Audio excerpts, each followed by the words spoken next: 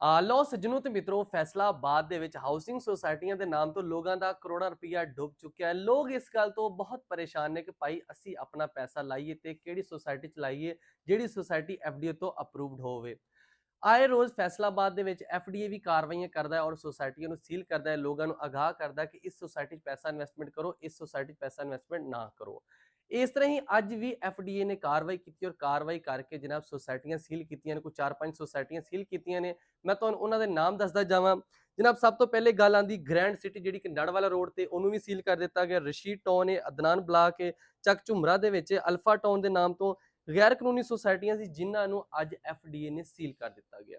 ਸੀਲ ਕਰਨ ਤੋਂ ਬਾਅਦ ਐਫਡੀਏ ਨੇ ਜਿਹੜੇ ਡਿਵੈਲਪਰ ਹਜ਼ਰਾਤ ਸੀ ਉਹਨਾਂ ਨੂੰ ਵੀ ਇਹ ਦੱਸਿਆ ਕਿ ਅਗਰ ਤੁਸੀਂ ਐਫਡੀਓ ਤੋਂ ਅਪਰੂਵਡ ਨਹੀਂ ਹੁੰਦੇ, ਤੁਸੀਂ ਇਸ ਤਰ੍ਹਾਂ ਹੀ ਪਲਾਟ ਵੇਚਦੇ ਜੇ, ਘਰ ਵੇਚਦੇ ਜਾਂ ਲੋਕਾਂ ਨੂੰ ਫਾਈਲਾਂ ਵੇਚਦੇ ਜੇ, ਤੁਹਾਡੇ ਖਿਲਾਫ ਫੌਜਦਾਰੀ ਤੇ ਮੁਕੱਦਮਾ ਦਰਜ ਕੀਤੇ ਜਾਣਗੇ। ਤੇ ਨਾਲ ਸ਼ਹਿਰੀਆਂ ਨੂੰ ਵੀ ਇਹ ਮੈਸੇਜ ਦਿੱਤਾ ਗਿਆ ਕਿ ਤੁਸੀਂ ਜਦੋਂ ਵੀ ਆਪਣਾ ਪੈਸਾ ਇਨਵੈਸਟਮੈਂਟ ਕਰਨਾ, ਜਦੋਂ ਵੀ ਤੁਸੀਂ ਕੋਈ ਪਲਾਟ ਲੈਣੀ, ਫਾਈਲ ਲੈਣੀ ਜਾਂ ਕੋਈ ਘਰ ਲੈਣਾ ਵਾ, ਐਫਡੀਏ ਦੀ ਵੈਬ ਪੋਰਟਲ ਹੈ, ਉਹਦੇ ਤੇ ਤੁਸੀਂ ਵਿਜ਼ਿਟ ਕਰ ਸਕਦੇ ਜਾਂ ਐਫਡੀਏ ਦੇ ਆਫਿਸ ਵੀ ਆ ਕੇ ਤੁਸੀਂ ਪਤਾ ਕਰ ਸਕਦੇ ਜੀ ਕਿ ਇਹ ਸੁਸਾਇਟੀ ਐਫਡੀਏ ਤੋਂ ਅਪਰੂਵਡ ਹੈ ਵਾ ਜਾਂ ਨਹੀਂ ਅਪਰੂਵਡ। ਤੇ ਜਿੰਨੀਆਂ ਵੀ ਗੈਰ ਕਾਨੂੰਨੀ ਸੁਸਾਇਟੀਆਂ ਉਹਨਾਂ ਦਾ ਆਏ ਰੋਜ਼ ਐਫਡੀਏ ਕਾਰਵਾਈ ਕਰਕੇ ਸੀਲ ਕਰਦੀ ਔਰ ਲੋਕਾਂ ਨੂੰ ਦੱਸਦੀ ਕਿ ਭਾਈ ਇਹਨਾਂ 'ਚ ਪੈਸਾ ਆਪਣਾ ਇਨਵੈਸਟਮੈਂਟ ਨਾ ਕਰੋ। ਅਗਰ ਤੁਸੀਂ ਕਰੋਗੇ ਤਾਂ ਤੁਸੀਂ ਫਿਰ ਤੁਹਾਡਾ ਪੈਸਾ ਡੁੱਬ ਜਾਏਗਾ। ਆਏ ਰੋਜ਼ ਲੋਕ ਸੜਕਾਂ ਤੇ ਇhtਜਾਜ ਕਰਦੇ ਕਿ ਸਾਡਾ ਪੈਸਾ ਜਾਂ ਸਾਨੂੰ ਪਲਾਟ ਹੀ ਦੇ ਦਿਓ, ਕੁਝ ਵੀ ਨਹੀਂ ਮਿਲਦਾ। ਤੇ ਇਹਨਾਂ ਫਰਾਡੀਆਂ ਤੋਂ ਜ਼ਰਾ ਬਚ ਕੇ ਜਿਹੜੀ ਐਫਡੀਏ ਤੋਂ ਅਪਰੂਵਡ ਸੁਸਾਇਟੀ ਉਹਦੇ 'ਚ ਪੈਸਾ ਇਨਵੈਸਟਮੈਂਟ ਕਰੋ, ਜਿਹੜੀ ਐਫਡੀਏ ਤੋਂ ਅਪਰੂਵਡ ਨਹੀਂ ਬਿਲਕੁਲ ਵੀ ਉਹਦੇ 'ਚ ਪੈਸਾ ਇਨਵੈਸਟਮੈਂਟ ਨਾ ਕਰੋ।